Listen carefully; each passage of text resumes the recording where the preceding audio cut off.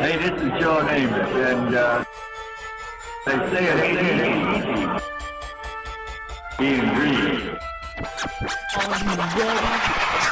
Can't wait. The New York Jets can beat anybody in the world, and I think we're going to win next Sunday. Robert Saleh. New York Jets got themselves a great one. Get used to the mantra, all gas, no break. I'm not going to lie to you. There's no way I'm not going to have enthusiasm on the sideline. Darnold, wow, what a play. It's still going. Inside the 10 for the touchdown.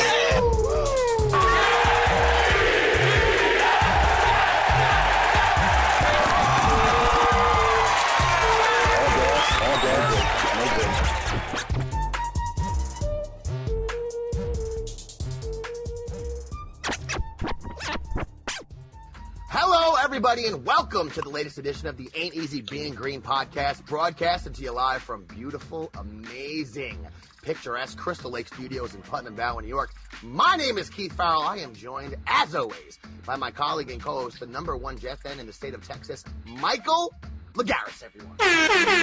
Hello. And on the line with us live from Mayapack, New York, at the Wookiee compound for the very first time, blessing you with his presence on the video, the majestic beast, the big stinking Wookiee, Nicholas Kronk, everyone. Jet fans, how you feeling tonight? Hopefully you're in for a little bit of a ride.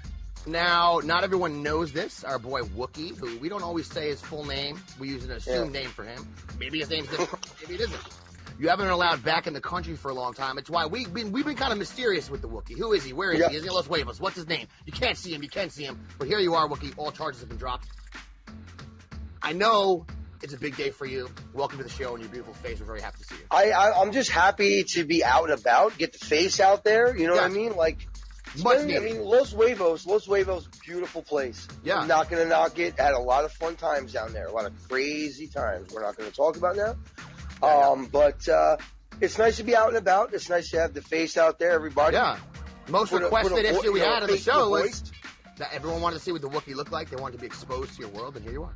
There you are. If you're all wondering what's behind the Wookiee, that's Wookiee artwork. Because Wookiee's on point. Wookiee Warhol. Picture an overweight Joaquin Phoenix without the cleft lip. That's me. All right, everybody. Getting right into it for this week, Mike got a few topics. Obviously, the Super Bowl. Obviously, beat writers down in Houston saying things that'll make Jet fans happy. We're going to get into Jamal Adams and his big mouth that he won't stop flapping, even though we traded you 10 months ago or however the hell long it was ago. But, Mike, before we get into all that, you're down there in Houston. You messaged me today. Let's talk about this real quick with Jet fans. I know there's a beat reporter down there in Houston that's saying he thinks if he does get dealt, Watson will go to the Jets, this and that. This kind of seems like a hamster wheel to me to a degree.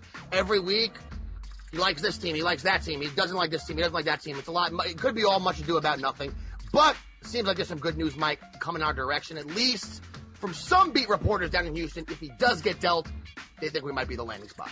Yeah, I think that he's just making sure, or maybe some people from Deshaun Watson's camp, or maybe even Easterby and his crazy all over the owner, is letting everyone know, hey, if we do decide to deal him, we're going to send him to the New York Jets. They've got the most to offer. Number one, it keeps Joe Douglas and the New York Jet fan base and the New York Jet organization engaged. Number two, it says, hey, Miami, hey, these other teams, look, we're going to potentially deal with the Jets. If you want Watson, get your ante up. So that's all. I think that was just all, trying to save face. To be honest with you, there's a lot of infighting around here. They're saying that Easterby is like the Red Wedding out here. GOT it's reference. Crazy because the owner, Cal McNair, and Easterby are potentially trying to move Deshaun Watson, and the GM and the coach want to keep Deshaun Watson. Yeah. And there is infighting. The president of the Houston Texans just stepped down. Okay, so it's real. Okay, it's real out there. Now, who knows? Like you said, it's nonstop spinning. But this was a big story for a beat writer to come out and say, if the Texans decide they're going to trade Deshaun Watson, it would be to the New York Jets. Yeah, and Easterby is reminiscent of a GOT figure, Lord Littlefinger, who Mike is very familiar with. That's who he's been compared to many times. And some of his maneuvers behind the scenes there, his Machiavellian maneuvers behind the scenes have been compared to our boy Littlefinger. We know how it ended for Littlefinger, Mike. Not well. Yeah. Not well for GOT fans. I'm sorry. Spoiler alert. Littlefinger gets killed, everyone. All right? Just going to put that out there. But, hey, you know, if that benefits us, if you bring in this clown into Houston, benefits the New York Jets, please bring it on. Easterby continue making decisions that help us. It seems like for whatever reason, the owner is kind of caught in this little trap of Easterby, or maybe he does think he's someone that has a valid football opinion, and we don't know that. But whatever the case may be, doesn't seem like a team is doing that well behind the scenes since he showed up. We know that for a fact. One thing I will say, Keith, is that the New York Jets have been taking calls about Sam Darnold, and if they were not interested in trading him or doing anything with him, they would not be entertaining the calls that they're entertaining. And there have been rumors that one of the strongest suitors for Sam would be the Washington Redskins, and that would be the 19th pick. We would have to give up like a 4th or a 5th, but yes, that is a possibility. The 19th overall for Sam, and we give them like a 4th or a 5th additional. You know, it's so funny. I don't know where to even value Sam anymore. Yeah. I can't pretend I do. We've sat here and done a podcast covering him for 3 years, and I'm still at a loss in regards to what his value is to other teams. Because some people you hear say they think it could still be salvaged and still be really good, and he's just a victim of the circumstances, right? Some people you hear say he kind of is who he is. Maybe he'll get better than, last year he was the lowest ranked quarterback in the league. He could probably be better than that. But as we've mentioned, Mike, it's very rare that a quarterback is as bad as he was last year, last ranked quarterback, and turns it around to a point in the NFL where they're a very effective top of the league quarterback. All these guys right now, go ahead, everyone, look at the stats, all the top quarterbacks. None of them were the lowest rated quarterback in the league at any point in their life. That's the issue with Sam that I'm worried about, where can you recover from that? Can you come back from that? I don't think he's going to be on the Jets next year. And hearing that the 19th and the 4th for Sam, I mean, that kind of seems like a no-brainer, Mike. I don't know what you think. No, we would have to give a 4th. So no, I understand. I understand what you're saying. Yeah. But giving up a 4th round pick when you have all the draft capital that we have, in addition to Sam, to get the 19th pick, right? When you have 22, when you have number 2 overall, I mean, that puts you in a position where giving up number 2 overall, then giving up the 19th overall, giving up a few other picks, you could still get Watson, still a first round pick, and plenty of other picks. So, that's going to lead into another topic later on when we do get into these 3rd annual A.E.B.G awards, which we're going to get to shortly. When we get a chance to get into those, we're going to touch on Jamal Adams. Guys, we have an award for you, Jamal. We got you covered, bro. You got one. We got you, bro. We got a couple of fun awards we're going to throw out, but Jamal being one of them. The Super Bowl, though, guys, we have to just run through this real quick. Now, I didn't see – Mike, you made a great point last week, and I want to give you a lot of credit, because I didn't see how any defense this year, maybe besides the Raiders for whatever reason, no one's been able to really stop Mahomes. And now going into the Super Bowl, even with a depleted offensive line, I didn't see how the Buccaneers were going to slow this offense down. Now, penalties, obviously, we know played a big part in this game. Record amount of penalties. The Chiefs waited for this game to play their most undisciplined game of the year, in addition to also drop. I mean, I guess it falls into it when you drop balls. Undisciplined goes across the board because they're dropping balls, they're getting penalties. They didn't do themselves any favors, but you have to give credit to the Bucs. You have to give credit to that defensive line. Mike, what you said was that if the defensive line of the Bucs, with that depleted Chiefs offensive line, if they can get through, create some pressure on Mahomes up the middle, just kind of get them off balance a little bit, they'll have a chance. That's what, and even though we all thought the Chiefs would win, that was a good point, because that is what happened. That is how the game went, and it just seemed like every play, the Chiefs offensive line got blown up. Yeah, I didn't think that this would happen the way it happened, but I did see a potential opening for the Buccaneers. In the same way that the New York Giants that we just talked about, 2007, the Patriots were 18-0. They had the best team in the league, Randy Moss, and then what Justin Tuck and that Strahan and that defense just tortured them, and that's how they lost. And I said, looking at the Chiefs, I said, the left tackle was out. They weren't really that healthy, and if they were going to have a chance, they would just put pressure on Mahomes, and boy, did they. He had no time. It looked like Sam Darnold's entire career, okay, all in one game. Yes. Mahomes had no time to do anything. I mean, every time me and my dad were watching him, He was running to the left, running to the right. His foot was hurt.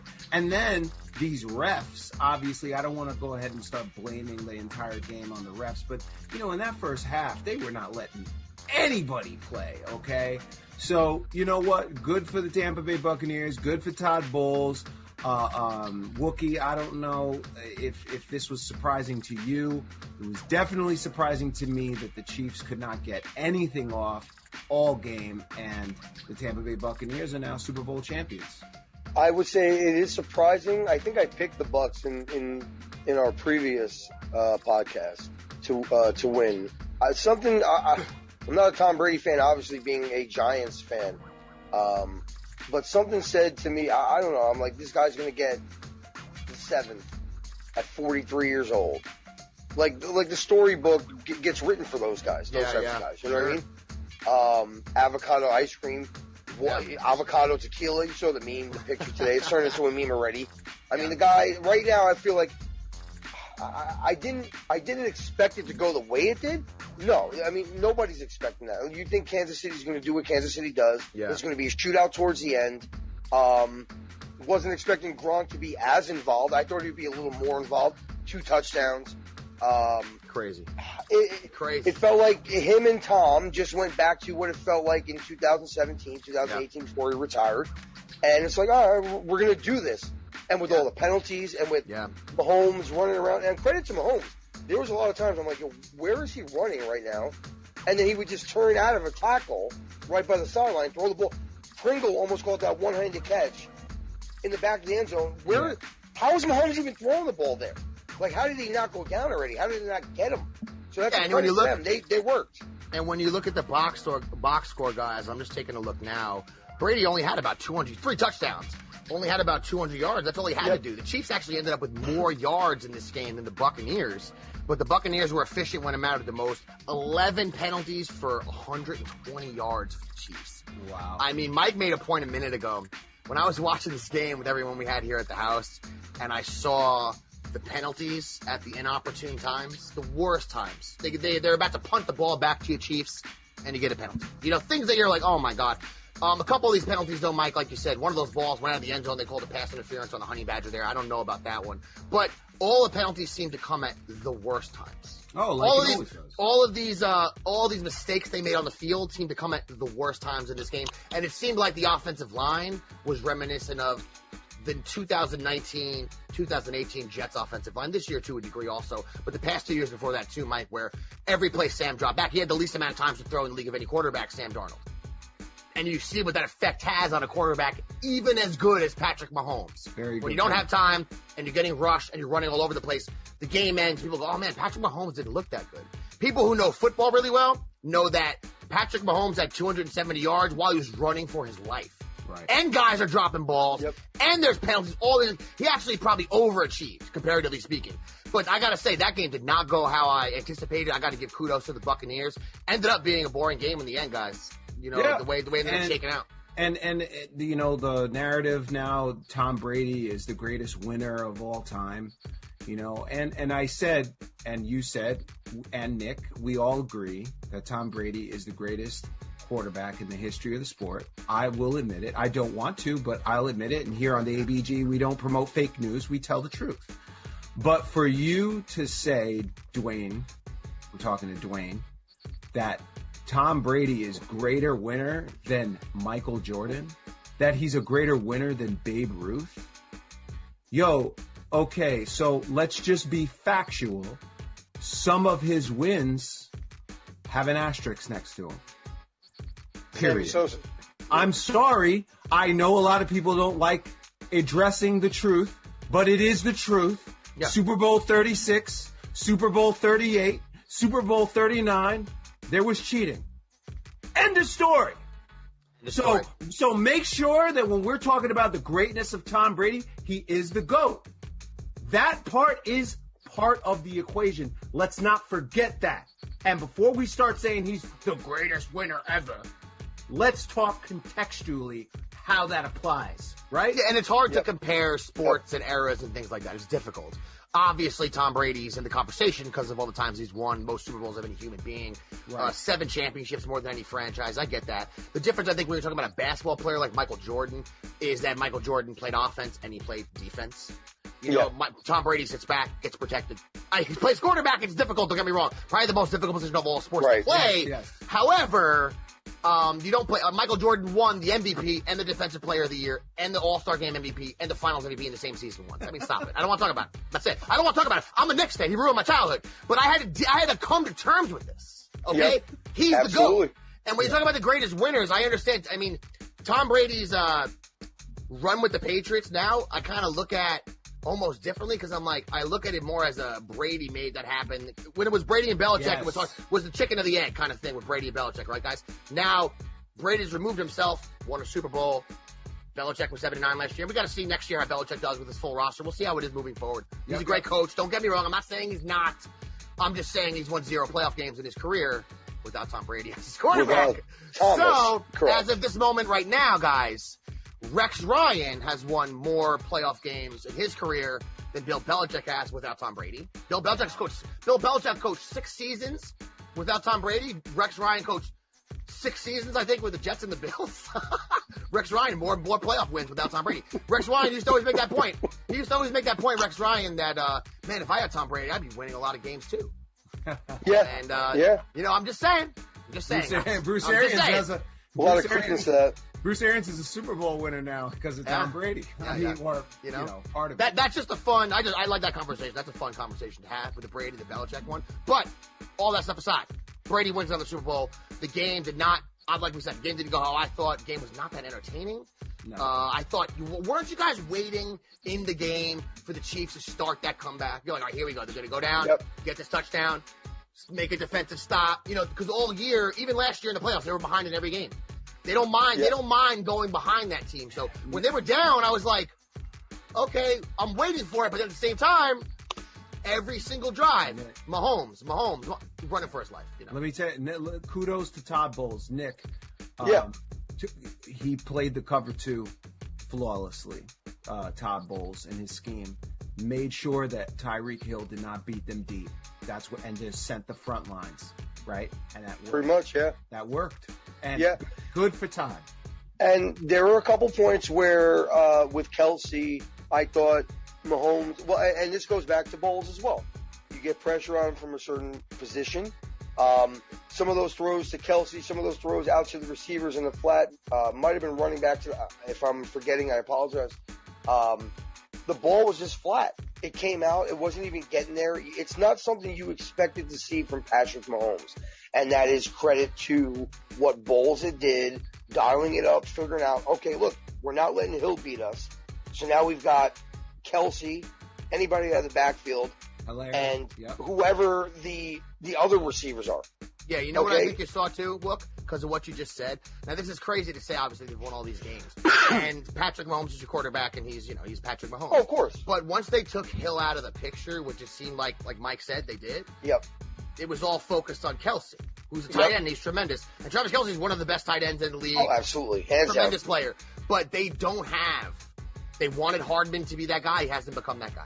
Yep. Sammy Watkins hasn't been the guy. They don't have that second wide receiver option that they could have went to when a team is maybe blanketing Hill down the field and you're like, all right, well, who's this possession guy we can have? Let's just bang off 7 and 8 yards like they do with Kelsey, right? But they don't have a receiver that could do that. And it didn't really matter too much as the year went on because you have Hilaire and you have all these weapons and you have all these trick gadget plays and you have Mahomes, right? But push comes to shove in these Super Bowl games, man. Sometimes it comes down to, is your team well-rounded enough when it means the most, and when it came to this game, it really looked like Mahomes could have used another option out there. Now, the depletion of the offensive line, I think, was the biggest key to the loss for them. I don't think all that stuff that happened with Andy Reid's son, I know it's an issue. I know it happened right before the game. Bad timing by Andy Reid. All that horrible, tragic situation going on. And I hope everything's okay with that little girl and everything. I know people wanted to use it as an excuse for the Chiefs, but I doubt that actually had an effect on the field. I just think they got outcoached, and I think they got outplayed on game day. And the penalties didn't help, though, but that's what I think. What about the thought, and, this was poo-pooed, but when you really look at it, the Tampa Bay Buccaneers are an all-star team. I mean, look at the defensive line, the Ndamukong Suh, Vita Vea, right? Their secondary. Look at they got Devin White back there. Then you look at their receiving core, Antonio Brown, Mike Evans, Chris Godwin, and then you got Gronkowski and Cameron Brate. Gronkowski went off, Leonard Fournette. I mean, they've got a super team. I know what you mean. They have a lot of big names. I kind of look at it a little differently because, like, Ndamukong Suh is not Ndamukong Suh when he was a dominant player. So a lot of these guys are big names in the NFL. Like, in Antonio Brown's entire situation is an anomaly. Like, them getting him was like you said, Mike, like they already had Godwin and Evans and they get Antonio Brown. You know, it's like how and they already had Ronald Jones and they get Leonard Fournette. It's like a weird scenario in Tampa Bay where it almost seemed like they had too many guys at certain positions. Yeah. I don't know if next year the same roster is going to be coming back.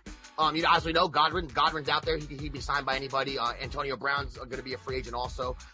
Could be a lot of changes there with that team, but we know Tom Brady has his fingerprints on things, and he has a say when it comes to the moves in the front office there, which Russell Wilson apparently was requesting this week as well, becoming a thing in the NFL now. These quarterbacks want to get their fingers into the decision-making of the team, and that is a slippery slope when you start that.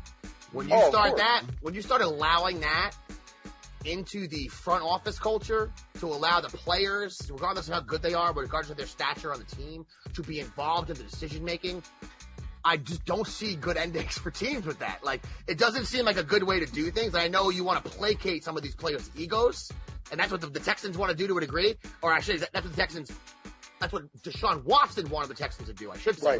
They did the complete opposite and told him to go kick rocks, and that's why he wants to get out of there. But you can save face sometimes by just keeping them in the loop.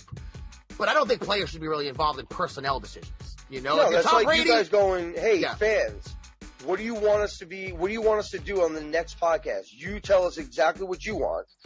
You know what I mean? And, all right, so it's not a perfect comparison, but it's like I was like, well, that wouldn't be that bad. Hey guys. No, it wouldn't, but my phone just fell. Sorry. That's all right. Sorry, everybody. First time on camera with Zoom here. Yeah. Kind of like Steve Cohen with the tweets.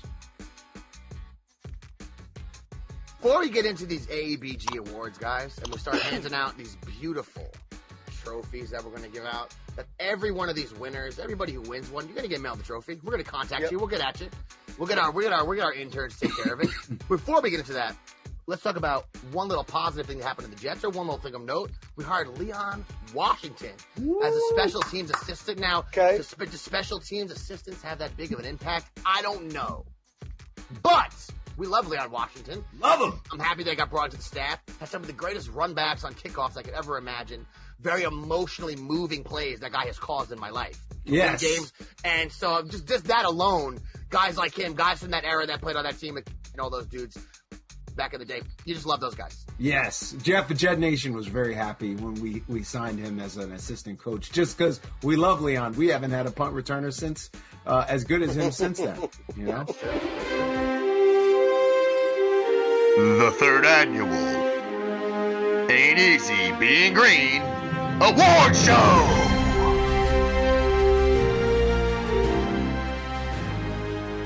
Okay, everybody, welcome back. It is time to hand out some A.E.B.G awards for 2020, the third annual A.E.B.G awards.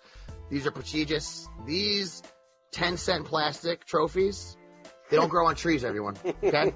You have to earn them. You got to earn them here at A.E.B.G to get one of these bad boys. And before we get into some of the more fun awards, we got 10 categories here, guys. We're going to go through the normal ones. We want to hand out first is the A.E.B.G Rookie of the Year for the NFL this year. I think it's kind of a no-brainer. There was a rookie out there that broke the touchdown record, that balled all season long. I don't even think he started the first couple games. Wookie would know better than me. He has him on his fantasy football team. But he still threw 31 touchdowns. For me, guys, A.E.B.G award for the Rookie of the Year, Justin Herbert. I mean, the kid, he didn't start, and if it wasn't for a horrible gaffe by the medical team out there, who knows when he would have got his career started. I'm agreeing with you, Keith. I think Justin Jefferson, who's on your fantasy team, comes in, if not right there, 1B. He had one of the greatest rookie wide receiver seasons in the NFL ever. But in the end, quarterback sells in the NFL, so Herbert's got to be it for me as well. Yeah, mine was Justin Jefferson. I mean, 1,400 yards, fourth in the NFL in receiving. This is a receiver, a rookie receiver, 7 touchdowns, average almost 16 yards per reception. I mean, for him to come in to fill the shoes of Stephon Diggs, in that situation and make it to his first Pro Bowl right out the gate. I thought that Herbert did a phenomenal job, but in the end, what did that value really bring? They still lost a ton of games. Now I think he's going to be a great quarterback. I really liked Herbert a lot, but to me, the most impressive rookie, just given the situation of where they were, I would say it would have to be Justin Jefferson. Herbert had weapons. Remember, he went into a team that already had a good, strong foundation where Phillip Rivers had just left. He did a great job. He's probably one of the best rookie quarterbacks we've ever seen. Okay. Yeah. But they didn't win games in the end. And you did good, but you didn't win. Like he even lost to Tua. And Tua was nothing to that guy. So again, I know execution, but the biggest thing is wins, right? I guess, but the Vikings and the Chargers have the same amount of wins. What type of wins did Justin Jefferson bring to the Vikings? Well, Justin Jefferson is a tool. He's not the leader. That's what I'm saying. So if they have the same amount, so to your point, if they have the same record, but one guy has to do a lot more than the other and breaks the rookie touchdown record, I'm sorry, bro. You just made my point for me. Thank you. Stretch it out there. But guys, let's get to the offensive player of the year. Now, I think we all might have different votes for this one. The NFL went with Derrick Henry.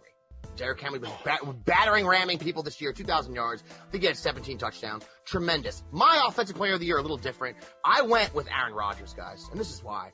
48 touchdowns this year, 5 interceptions, 121 QB rating. The wins were there. That doesn't really matter with offensive player of the year. It's more stat-based. But this is his best season of his entire career for Aaron Rodgers, somebody who we talk about as being one of the greatest quarterbacks of all time, never thrown 48 touchdowns before, never had a 121 quarterback rating before. That offense was humming all year. Even in the game last week, when he lost, I should say 2 weeks ago to the Bucs, 3 touchdowns, 345 yards, completely outplayed Brady. But came up short when it mattered in that game. But for me, the best offensive player of this year, I like to give these things to quarterbacks, Aaron Rodgers. Yeah, I don't want to tip my hat here when we get to the NFL MVP, but Aaron Rodgers is my NFL MVP. Offensive player of the year, I do have Derrick Henry. He broke 2,000. He broke 2,000 yards. I mean, how many running backs are doing that? You know what I mean? And so that was very unique. Obviously, the NFL called him that. 17 touchdowns, almost 500 yards more than the next competitor. So wild. Just craziness. So you could give it to either one. Yeah, of those sure. two guys. So that would be my offensive player of the year. What do you think? I'll go with Derrick Henry. I'm a fan of old school teams that had that one running back and a fullback, and that was the dude. Yep. And I understand nowadays it's harder to do that, but you've got Derrick Henry. I mean, man-child is what I think about when I think about Derrick Henry. Like, the guy should not be that big and fast. Yeah. How many people did he just put into the ether with stiff arms this year? Wow. He ran over everything that was put in front of him. Mm-hmm. I think there's 8 or 9, probably 8 running backs that have ever rushed for 2,000 yards. I mean, Rodgers had his year of all years. And especially to do that in 2021. Oh, my God. 2020, when it's like that lead back by himself getting all those yards is kind of becoming a endangered species, right? We have all these multiple sets in the back. We have 3 different running backs, each getting 10 carries for some teams, the 49ers or something like that. So it's as impressive as it gets for Derrick Henry. Right. Now, when it comes to defensive player of the year, there was a lot of different people that you could have went with in the NFL this year. The NFL chose Aaron Donald. Here on A.E.B.G for the A.E.B.G Defensive Player of the Year. Who do you got, Mike? I got Devin White. 97 solo tackles, 3rd in the league. He had 9 overall sacks, 140 total tackles on the Super Bowl winning Buccaneers. That's who to me. I got him as the defensive he's MVP. And Mike, 12 tackles in the Super Bowl. He was like all over the place, so that's a great pick. Yeah. But what do you got, Wook? I got Devin White. The kid's a monster. Nice. The kid. Devin I White. mean, I noticed it halfway through the game that him and Levante David have jersey numbers that are just reversed. Yeah. I'm like, these. It was confusing. It was confusing. I'm like, exactly. I'm like, is this guy a safety? Is he a linebacker? Yeah. He is just he's on another level. Yeah. Now, I have And sometimes. I think that gives relief to the defensive line, who's got, as we know, JPP Yeah. and Dominican. You've got stars along older stars along the defensive line. Yeah. But linebackers, the defensive line's best friend, and those two guys. I mean, sideline to sideline, 20 yards. Yeah. Right. And I have alcohol-induced dyslexia, and so that really was bothering me during the game. I didn't know who was who as the game was going on. I'm like, wait a there. minute. Who's made the tackle? Levante? So for me, guys, my defensive player of the year for this year is T.J. Watt from the Pittsburgh Steelers. Yeah. Now, Aaron Donald won the award. Okay. Now, T.J. Watt had more sacks than Donald. I got the stats right here, guys. 15 sacks. Donald had 13 and a half. T.J. Watt had 53 tackles. Donald had 45. But T.J. Watt had 43 solo tackles. And Aaron Donald had 27. You look at these stats, he outplayed Aaron Donald pretty much across the board. Doesn't have that name value yet. I know he's a Watt, but he's not J.J. Watt. He's T.J. Right. Watt. So he hasn't got there yet. Maybe next year will be his year. I would have went with either Devin White or J.J. Watt over Aaron Donald, though. Aaron Donald's tremendous. And Aaron Donald, maybe he's one of these dudes, even though he gets these great stats, like when the Jets had Richardson in the middle, they would say, he doesn't show up. All the stuff he does doesn't show up on the stats, He's one of those guys too, Aaron Donald. I get it. But to me, T.J. Watt was the best defensive player this year. Guys, let's get into Coach of the Year. I would love to hear who the Wookiee has for the A.E.B.G 2020. Coach of the Year. Who are you giving the award to, Wook? BA, Bruce Arians, man. I mean, that thing was a S show in the beginning of the season, if everybody remembers. When is Tom Brady going to get on par with all the receivers? When are we going to figure out how to make this thing click? Tom Brady doesn't like getting yelled at by Bruce Arians. All of a sudden. With all due respect, it's not Bruce Arians. It's not anybody except Ron Rivera. Ron Rivera had a quarterback like Haskins he had to deal with. He had a quarterback coming off a broken leg, Alex Smith, comeback player of the year. He had to battle cancer, okay? And they made the playoffs.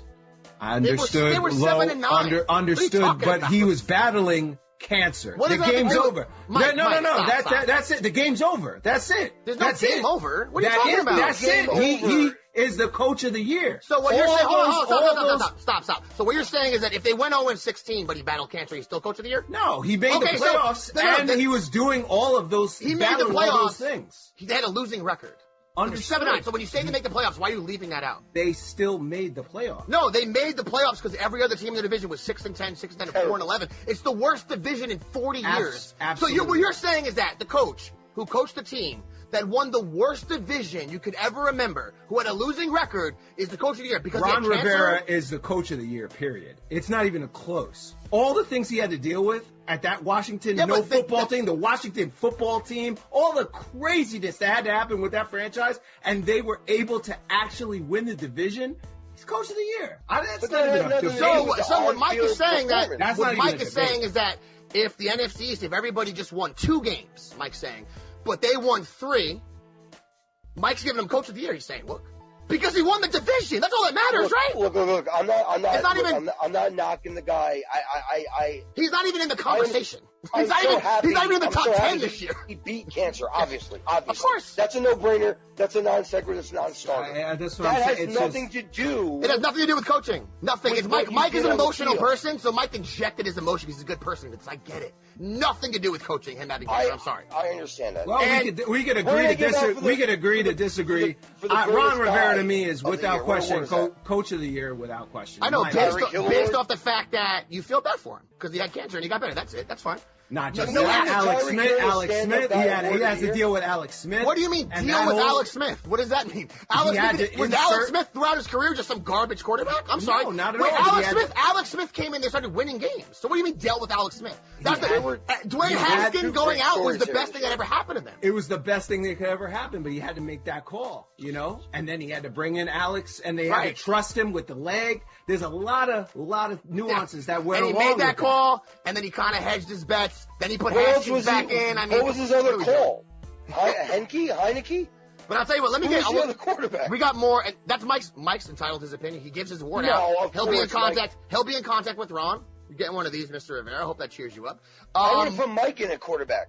I'm gonna give my coach of the year. I think this is kind of a no-brainer to me. Obviously, Sean McDermott from the Bills, 13-3, they won their first 2 playoff games in 25 years, 30 years in the AFC Championship game. Let's just be honest. The Bills are the worst team the last 30 years. They're garbage. The Bills stunk. The Bills, their fans, everything about them we hate.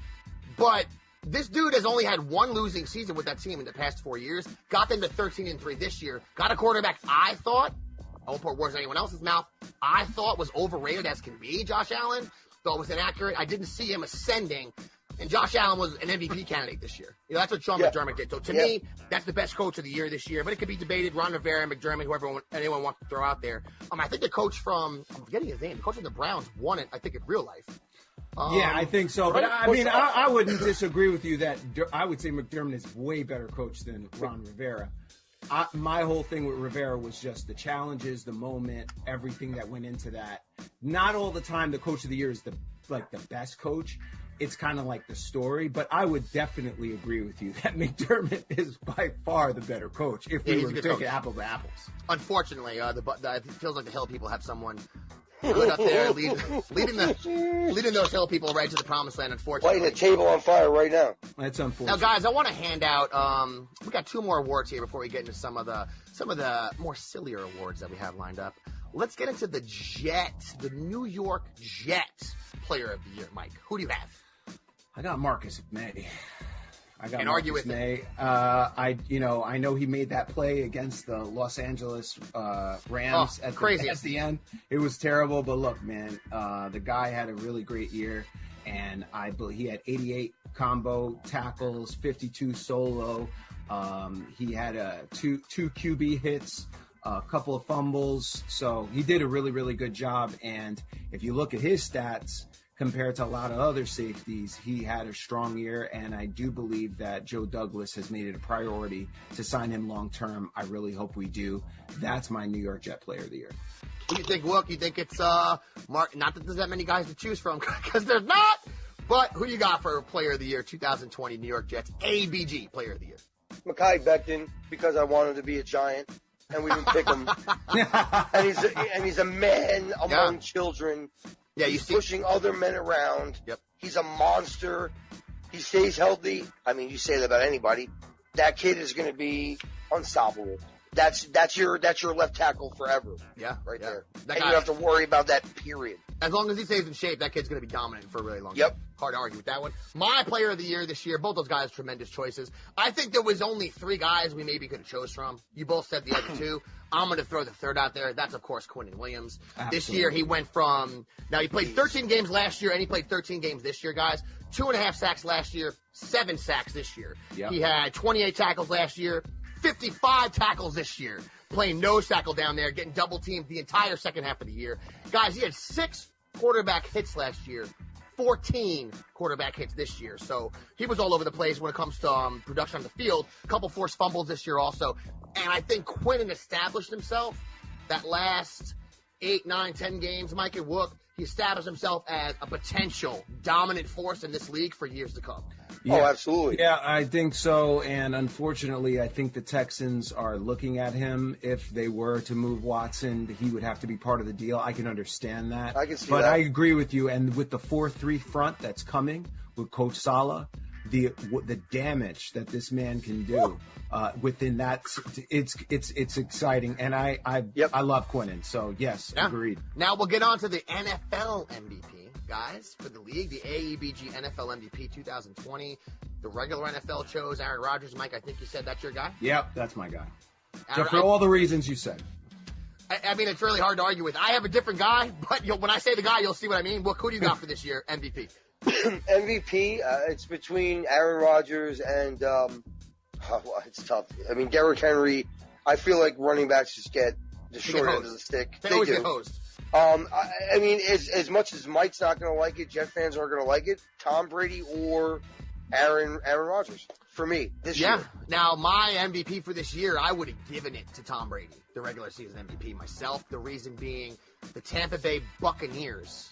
Yeah. The Tampa Bay Buccaneers just won the Super Bowl, we know. You can't factor that into the regular season MVP. But Tom Brady, 40 touchdowns, 12 interceptions, 102 rating. Now, Antonio Brown got added to the mix. Don't get me wrong. Leonard Fournette got added to the mix. I don't know how big of an impact Leonard Fournette was to that team as compared to last year. But look at last year's roster on Tampa Bay. Look at this year's roster on Tampa Bay. The main difference is one player. It's Tom Brady. Yep. And that team's all of a sudden in the playoffs doing damage. At the second half of the year, the first half of the year, I think Mike or Wook said this earlier, they kind of were trying to find themselves. I think they were 7-4 at one point. But that last 5 or 6 games in the playoff run, we know what happened. I just think he's the GOAT. I think Aaron Rodgers' stats were nuts this year. And he got his team to 13-3, but I think that without Tom Brady, if Jameis Winston, another quarterback, is quarterback in that Bucs team, that's an 8-8 team. Yeah. You know, it was all those guys, Mike. I do think Tom Brady could have won the MVP this year, but you give it to Rodgers, 48 touchdowns. Hard to deny that in the regular season. Now let's get into the more fun awards. We got 5 awards left, guys. These will be fun. Now we're going to get into the most overrated team of the year award. This is the Fugazi Awards, guys. Okay, the most Fugazi team in the NFL this year. Some of the candidates are the Eagles, the Falcons, the 49ers, the Patriots. These are some of the candidates we have floating around, guys. All those teams coming into this year.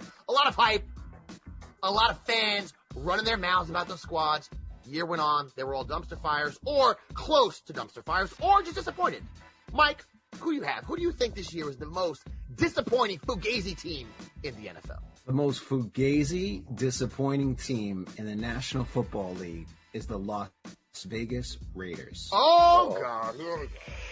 Now, I feel like this is a... Can I explain to you why they're so Fugazi? Let me explain their Fugaziness. Please. Their home record.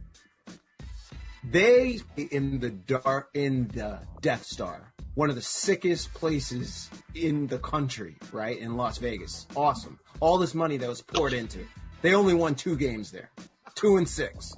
Okay? They went and drafted the number 1 receiver in that draft, Henry Ruggs. What did he do? Okay? They got a Super Bowl winning coach.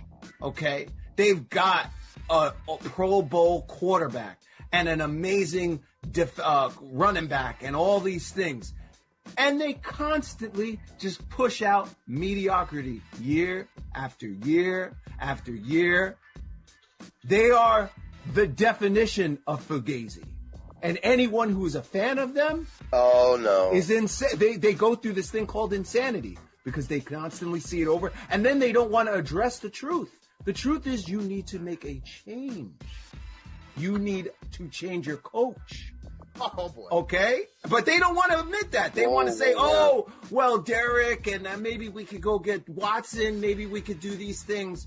No, you need to change your coach. Fugazi. Yeah.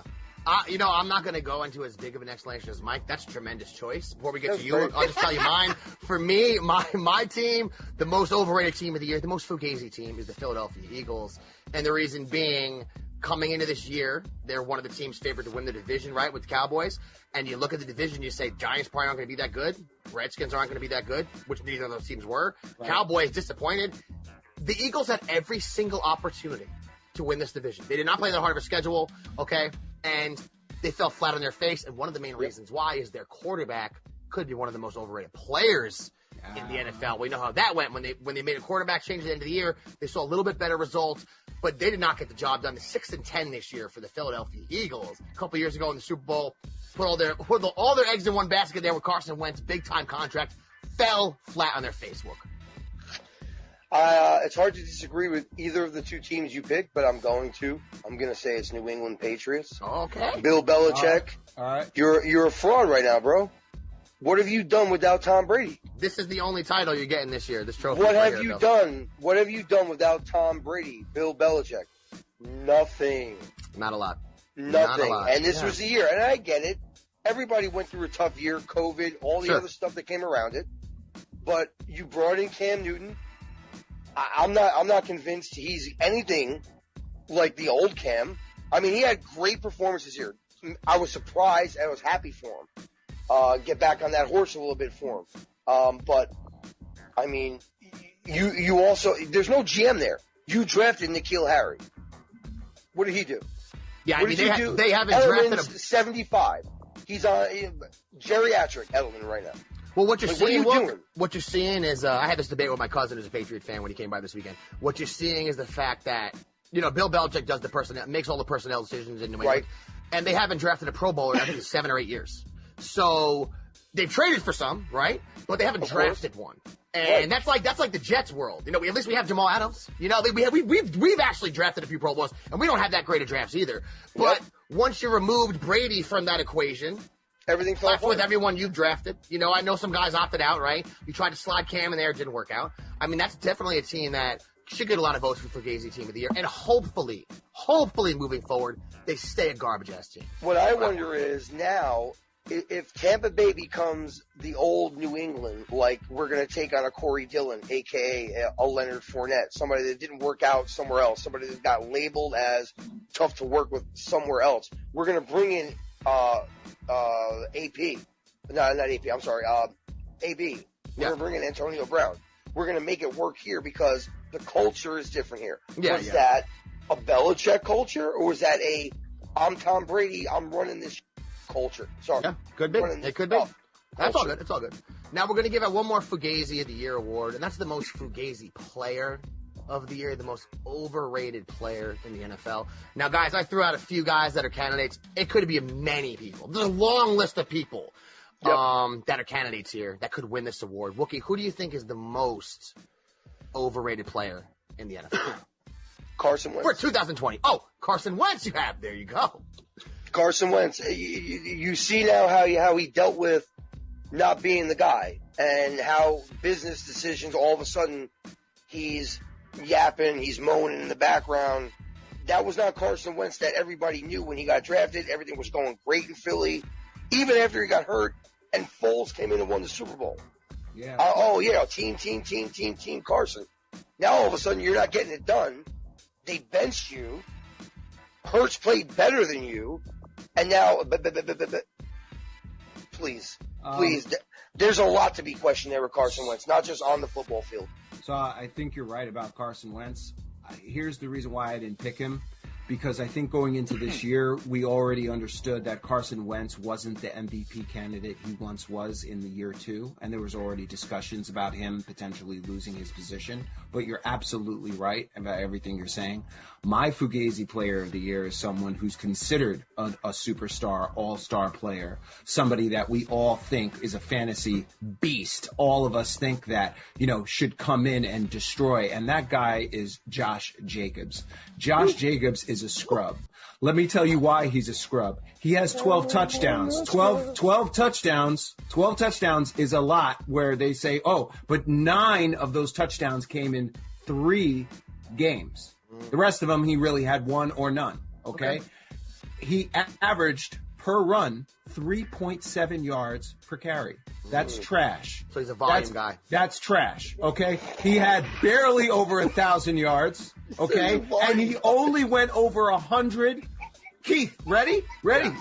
He only went over 100 yards twice this entire season. Sorry.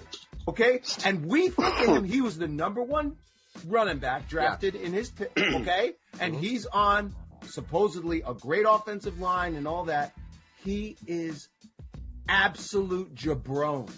This dude is not a superstar. Wow. He should be taken in the 3rd round of any draft. And he is somebody who scores in bunches and then just disappears for a long time.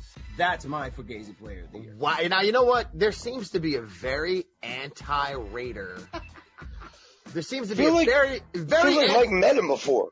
There seems to be a very anti-Raider vibe to your choices here. Oh my God! The most Fugazi team and the most Fugazi. Both Wait till Skip Foley hears this. The guys, my most Fugazi player. Now, those are both great choices. I think, Mike, you might be stretching it a little bit, but hey, you give your award out to who you want to give it out to. I think Tua could be someone you could consider. I can't say really Sam, because after last year, people didn't have that high hope for Sam. I think a guy like Jimmy G or Jared Goff are good choices. Yes. But the guy I'm going to throw out at all of you, I think secretly no one noticed became a scrub, is J.J. Watt. J.J. Watt had 1 sack from November 26th. Excuse me. He had 1 sack from November 8th until the end of the season. He had 5 sacks this year. He made $16 million, and he's still in commercial. He's J.J. Watt, right? And he was like, Quinnen Williams had more sacks as a defensive tackle than this guy had as a defensive end. And I know he's J.J. Watt, maybe he's still getting doubled, but I don't know a player that still has the name value of Yeah. J.J. Watt Yeah. that production-wise is as trash as J.J. Watt. Oh, no. Goff, maybe. Solid call right there. Jacobs That's cool. That's a real call. Yeah. And I'll tell you, too, Jacobs is someone that got a ton of volume. So to Mike's point, you look at his stats, oh, they look good, but they're like, wait, man, he had 1 billion carries. So I know what Mike's trying to get at. I think a lot of quarterbacks disappointed us, but I don't know if anyone's as high up the hierarchy of the NFL that actually isn't that good anymore as J.J. Watt, guys. But let's get into the next Frank Gore. Yeah. Mike's got him as the next Frank Gore. All right, three more awards left here, guys, and we're going to get out of here. The Wookiee has an award he wants to give out. It's called the Walt Clyde Frazier Worst Dressed Player of the Year Award. Wookiee, there's really only one guy in consideration, isn't there? I mean, if we're going across all sports, then we can broaden that. But since this is a football, more specifically a Jets podcast, and disclaimer, I am no fashionista. I have no fashion sense, okay? But if I'm making that type of pick, right? I'm just playing. Cam Newton. Oh, God. Cam Newton. You don't know if you're getting capri pants, grandma on the porch, Cam. Yeah. You don't know if you're getting, I'm going to take my entire duvet off my bed, wrap it around like a scarf, Cam. Yes. Yep. You don't know if you're getting Edward Scissorhands, Cam. Yeah. Do whatever you got. If it makes you happy, you feel comfortable, great. We're unbelievable. You know what? I wish I had so much money that I did not care that I look like a complete fool. Bro, that's what I wish in my life. Like, exactly. There's no way you can leave the crib looking like sometimes he had that one thing on last year that was all purple. He just looked like a blueberry or something. Then the next week, he has the Aunt Jemima on his head. Like, he always has wild stuff. Now, I'm sure someone likes it. I'm sure people that walk the runways. Wow, of course. Look at Cam. But guess what? No human on earth actually wears those clothes No. that are on a runway. In the real world, people dress like the way we're dressed right now. The only time you see those clothes is on that runway, like you're saying. I need to know what his boys in the locker room say about it. The best dressed I've seen anybody is Patrick Mahomes coming in and wearing his dad's Mets jersey. Okay. Can't even knock him for that though. That's his dad. That's his dad. How you gonna? You know what I'm saying? You know. He's not wearing a gigantic Afghan knitted babushka. He's got the Mahomes. He's got the Mahomes Mets jersey. I ain't You gotta even like that. You know, you gotta have love to. that. That's family and Mets, man. Yeah. Guys, we want to hand out the A.E.B.G Guest of the Year award now. We've had a ton of guests this year. We have more guests this year than any year before. A lot of good people. We had Mr. Guidry on the show. He was tremendous. We had Denzel Mims last week on the show. We had my dad, Andy Farrell, on the show, okay? Now, for me, neck and neck between my dad and Denzel Mims. It's close. I'm going to have to give the nod to Mims. But when it comes to the best guest of the year, I got to say it was Mr. Guidry, Javelin Guidry. And I know Denzel has the biggest name. Everyone's going crazy. But what Mr. Guidry gave us in that interview was life lessons, guys. Ways to live your life, how to be a better person. I think if anyone listens to that, regardless of what sports you like or what you're into in life, that could be very beneficial for you. For me, A.E.B.G 2020 Guest of the Year, Javelin Guidry Sr. Who you got, Mike? Actually, my guest of the year was Mr. Farrell. I very much enjoyed the show we had with him right before we started playing with the Bills, and it was the last time that I was so excited about the team. And we all talked as Jet fans, and he was giving us context about, what it was like him going through seeing Joe. And, Denzel was great, obviously. Yeah. So was Mr. Guidry. But I really enjoyed having your dad on and talking Jets. That was the last time I was really, really excited. I was excited to talk to Mims, but it's like, we're not going to play again. When I was talking to your dad, I was amped. I was like, oh, we're going to be playing the Bills? Yeah. Smash them? And then, obviously, So. Now that Mike has ruined my relationship with my father by choosing my dad, even though I didn't. Wookie, please, go ahead. I appreciate that, Mike. You chose my dad. I mean, can we communicate before the show? What are we doing? I'm sorry. Oh, my God. I'm not going to comment then, apparently, because AF is big time. That's right next to Julius for me. That's right. Mr. I don't want to blow his ego up anymore and just start handing out A.E.B.G awards. That's the problem. I mean, it's a tie. It's a tie between Mr. Guidry and Mr. Farrell. For me, that's where it comes down to. You know what I love is that we had an NFL player on the show last week, no consideration. No. Mr. Farrell and Mr. Guidry. I don't know Denzel Mims. I'm sure he's a great kid. Yeah, I'm sure he's a great Mr. kid. Farrell. Yeah, Mr. Farrell. I've talked to Mr. Guidry. You know what I mean? It seems like my dad just won. The one consenting vote against him was his own Hands son. down.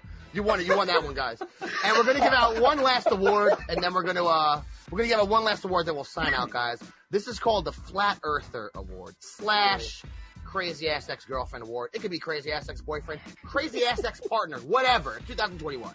That part doesn't matter. We're giving this award out to you, Jamal Adams. The reason you're a flat earther is because you're not in touch with reality. Okay? The reason you're a crazy ass ex-girlfriend is because for some reason, all these months after we're not together anymore and we've moved on with our life and you moved on seemingly with your life, you're still talking about us. You're still doing interviews where you feel the need to bury the Jets. Okay? I don't know why this dude feels the need. It's almost like he wants to validate the decisions he made, the immature way he got himself out of New York, Mike. Yeah. Right? He wants to validate that somehow every single time he opens his mouth or gets asked about the Jets. And one thing I want to mention to everyone, which I think is very interesting. So Jamal Adams said, I wanted to get out of there because I couldn't take the losing. Even though the last year he was there was the most games we won. We were 7-9. If we would have won one more game, we had 500 record. And I know Gase wasn't a guy he could feel like he'd get behind. None of us could. But if you're going to use that as your excuse, and you're coming off the year, you just won the most games on this team that you said you were the leader of, you sound stupid. Okay? And when you go through the media like you did, and everything's fine, and you're all about the Jets, and you're Mr. Jet, and you're clobbering Patriots mascots at the Pro Bowl, and you're all about it every time someone talks to you about it, and the second you don't get the money you want, 180, Jets are the worst. I didn't want to be there. You know, I didn't want to be there at all. You know, it's like, why do you think people are so stupid? You know, you could say that and not see what you're saying on the surface. Like, and also when it comes to what happened last year. So Jamal moves himself out of here, positions himself out of the Jets, wants to pat himself on the back every time he gets a chance about it. All right, fine. Last year, Jamal Adams, guys, his Pro Football Focus grade was a 62.7. Now, 62.7 is not that good a grade on Pro Football Focus.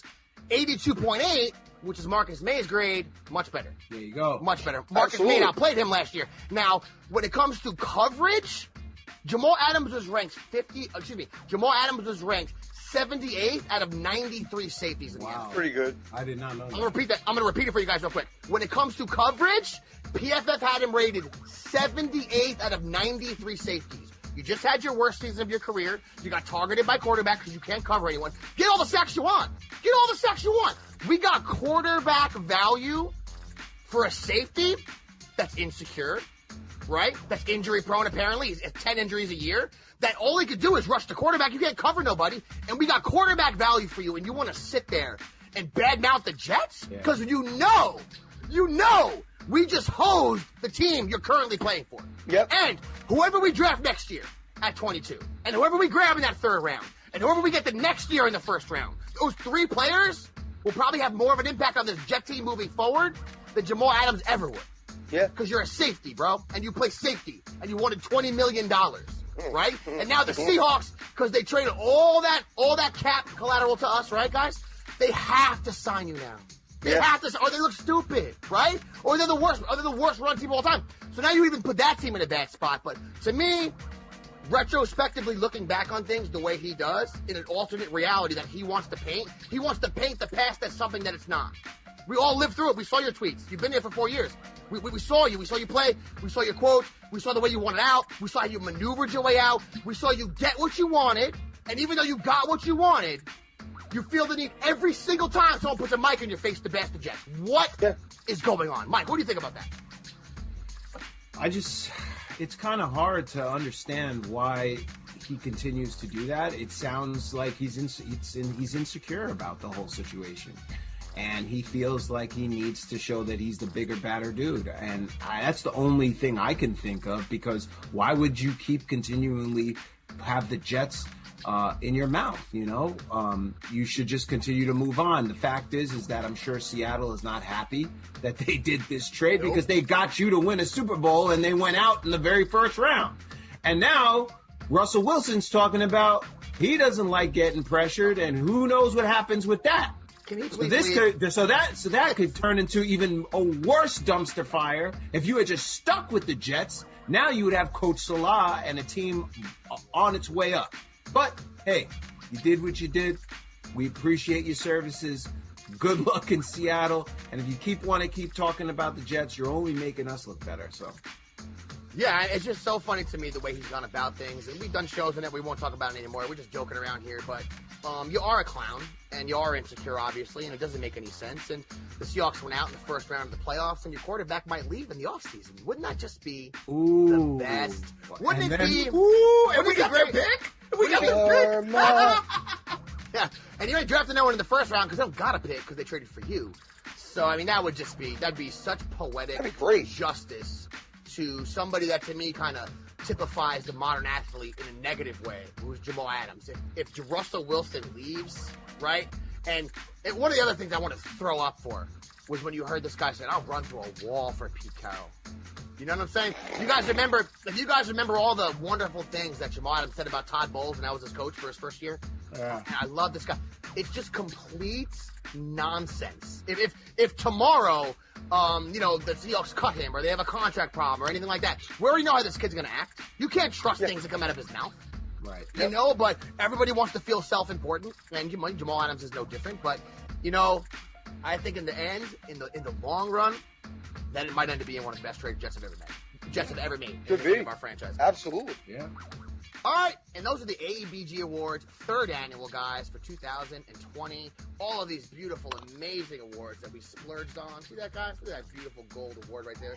See all these ones that got laid out in front of Superman right here? They're going to be mailed out. They'll be mailed out tomorrow. We're going to get the interns on it, guys. That was a blast. It was a lot of fun this week.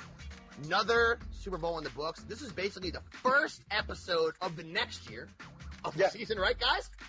This is a lot of fun. Mike, if anyone wants to get at us, support us, tweet at us in any way, shape, or form, where can they do that?